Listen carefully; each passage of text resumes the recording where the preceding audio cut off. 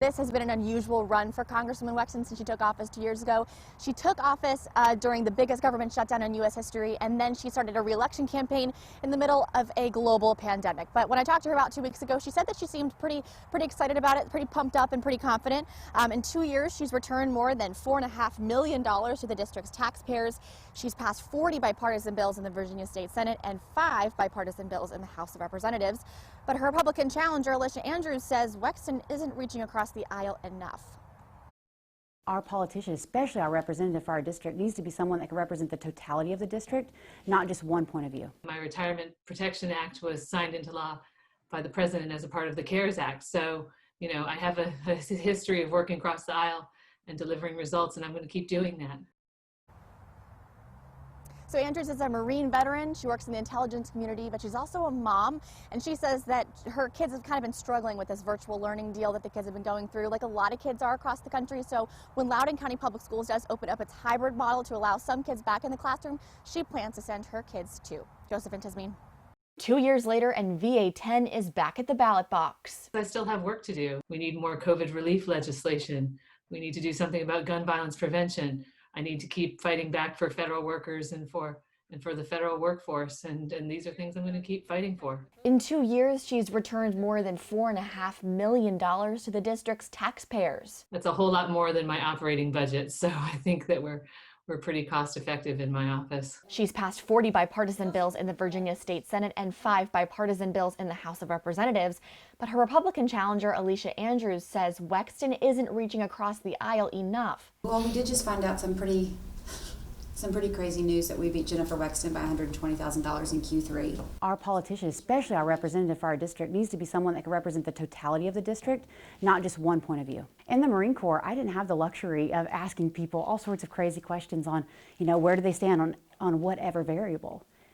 To me, it was about getting the mission done. My Retirement Protection Act was signed into law by the president as a part of the CARES Act. So, I have a history of working across the aisle and delivering results, and I'm going to keep doing that. Andrews has worked in intelligence for 12 years.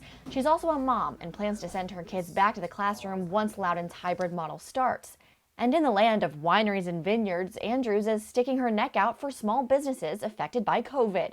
We need to be able to open our small businesses at the same level we're opening up our big box retailers. We need to make sure that while we need to do things safely and effectively, they need a seat at that table. Reporting in Loudoun, Rebecca Burnett, WDVM 25.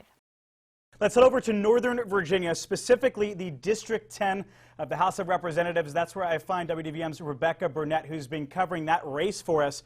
Rebecca, you're standing live right now outside of the watch party for Alicia Andrews, rather. Tell us a little bit more about this stunning upset that we were just talking about a couple minutes ago. Right, that's right. So normally I feel like at this point we'd be celebrating, but of course it's 2020, so it's not a usual year, so we can't celebrate quite yet. About 90% of the precincts are reporting, over 90% at this point, and it's projected that Alicia Andrews would win with about 60% of the votes, a little bit over 60%. But here is what's throwing a wrench into the celebration here is that those are the votes that were counted in person at the ballot boxes today. They still have to go and count all of those absentee ballots. So because of that, we have to kind of wait until those are confirmed. So it's kind of pushing back that victory speech that she probably would have made by now. It's safe to say Congresswoman Wexton has had an unconventional road in the past 2 years. She took office during the longest government shutdown in U.S. history, and then she ran a re-election campaign in the middle of a global pandemic. And the road to 2 more years only got crazier. We are so blessed to have Jennifer in Congress. I'm so glad she is my member of Congress.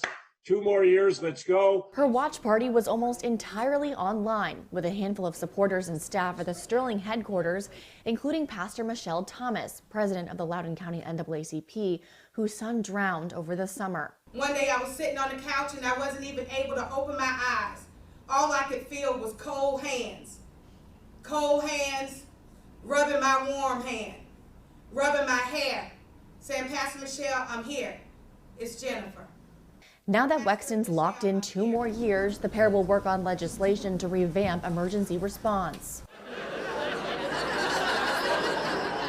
The Republican watch party about 10 minutes away was a whole other world. The 10th District's conservatives watched the election results roll in at the Lansdowne Clubhouse and hoped for an Andrews victory. The challenger declined a request for an interview. Our work is far from finished. As our beloved late Supreme Court Justice Ruth Bader Ginsburg said, real change, enduring change, happens one step at a time. Reporting in V810, Rebecca Burnett, WDVM 25.